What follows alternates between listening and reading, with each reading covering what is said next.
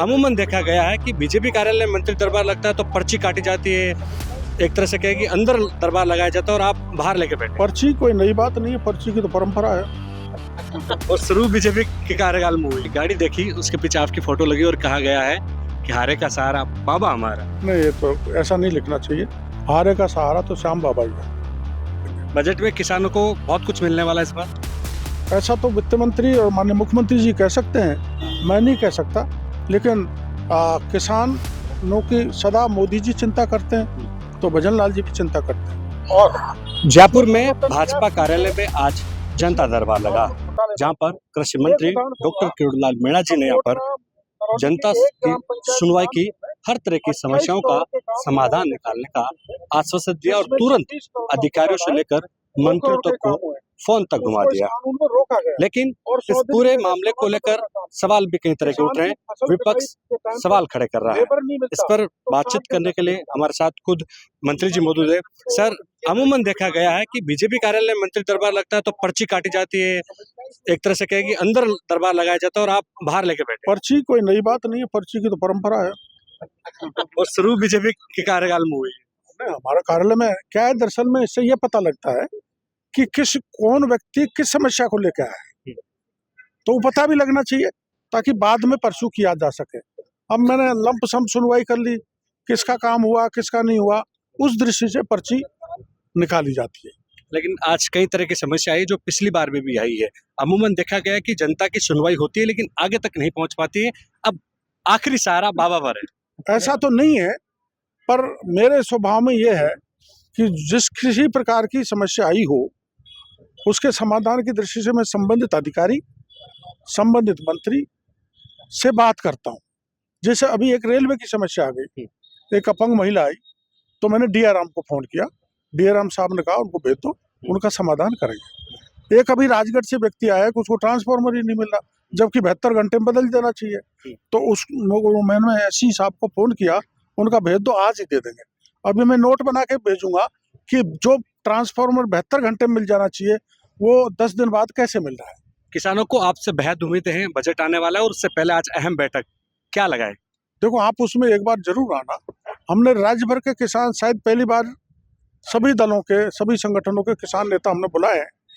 पहली उसमें समस्या है प्रधानमंत्री फसल बीमा योजना को कैसे सरल बनाया जाए और उसमें जो छलावा किसानों के साथ रहता है उसको कैसे कम किया जाए।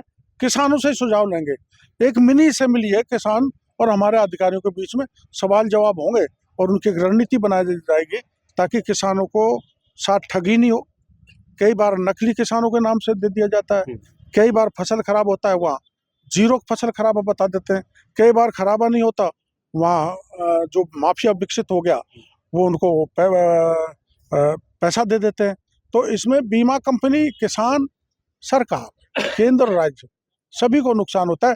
उचित आदमी को राशि पहुंचनी चाहिए, माफिया को तोड़ना हमारा काम है। और दूसरी योजना है जो एग्रीकल्चर हॉर्टिकल्चर की, उनके बारे में भी हम चर्चा करेंगे, बजट के बारे में भी किसानों से सुझाव लेंगे। बजट में किसानों को बहुत कुछ मिलने वाला है इस बार। ऐसा तो वित्त मंत्री और माननीय मुख्यमंत्री जी कह सकते हैं, मैं नहीं कह सकता। लेकिन किसानों की सदा मोदी जी चिंता करते हैं तो भजन लाल जी भी चिंता करते हैं। पॉलिटिकल सवाल कर लूंगा। महेंद्रजीत मालवीय कह रहे हैं कि मैं बीजेपी छोड़ चुका हूं और प्रदेश अध्यक्ष बोले मुझे पता ही नहीं। शुभकामनाएं उनको, आए थे जब भी मैंने शुभकामना दी थी, अब भी जा रहे हैं जब भी शुभकामनाएं दे रहा हूँ। देखो, हमारी विचारधारा में वो चल नहीं सकते, मेल नहीं खा सकते। कांग्रेस की विचारधारा सत्ता पाने की है, गद्दी पाने की है। पद रहेगा तो जिंदे रहेंगे, नहीं वो वैसे ही मर जाएंगे जैसे मछली को पानी से बाहर डाल दो। तो वो उस तालाब की मछली है जिसमें उसी में उनका मन लगेगा। हम सेवा के लिए आए राजनीति में, हम मेवा पाने के लिए नहीं आए। लेकिन और भी कुछ नेता है जो कि चुनाव के टाइम तो बीजेपी में आ गए लेकिन अब बोले कि दम घुट रहा है। आते हैं तो वो जो है चले भी जाते हैं। हमारे तो महासमुद्र है भारतीय जनता पार्टी, दुनिया की सबसे बड़ी पार्टी है। यहाँ कोई फर्क नहीं पड़ता, आने वालों का, जाने वालों का। मैं भी चला जाऊं तो कोई फर्क नहीं पड़ता। लेकिन अभी हाल ही में अमित शाह जयपुर दौरे पर आए, जहां पर उन्होंने कुछ नेताओं के साथ गुपचुप मीटिंग की। कुछ जो गुप्त मीटिंग होती है, गुप्त बातें होती है, गुप्त ही करनी पड़ती है। आप बताओ, मेरे को गोलमाल से बात करनी तो आपके सामने करूंगा क्या? ये तो निजी हो गई। डोटासरा जी के सामने करूंगा क्या? वो साडू भाई तो आजकल आपको थोड़ा बयानों में भी कम दिख रहे हैं। अब पता नहीं क्यों नहीं दे रहे साड़ू भाई को। मैं आमंत्रित करता हूँ कि मेरे विभाग की कोई कमियां हैं उनको उजागर करें ताकि मैं और मजबूती से काम कर सकूं। आपको छोड़कर वो सबकी उजागरी कर रहे हैं। नहीं तो यहाँ कुछ है ही नहीं, क्या उजागर करो। ये संविदा कर्मियों के बोल रहे हैं, इनके लिए भी कुछ के बिश्नोई वाले हैं क्या? फोन घुमाया था आपने? मैंने फोन घुमाया था लेकिन के बिश्नोई जी को मिला नहीं। उन्होंने कहा एक सभा में, सभा खत्म होते मैं बात करूंगा, इनकी बात निश्चित पहुंचाऊंगा। लेकिन एक गाड़ी देखी, इनके फोन नंबर भी ले लिए, इनको सूचित भी करूंगा। एक गाड़ी देखी, उसके पीछे आपकी फोटो लगी और कहा गया है कि हारे का सहारा बाबा हमारा। नहीं, ये तो ऐसा नहीं लिखना चाहिए। हारे का सहारा तो श्याम बाबा ही है। देखिए, बिल्कुल हारे का सहारा श्याम बाबा है, लेकिन जनता के बाबा किरोड़ीलाल मीणा। और एक बार फिर देखा गया है बीजेपी कार्यालय में भी। कैमरा सहयोगी मनोज के साथ विशाल शर्मा, जयपुर, राजस्थान तक।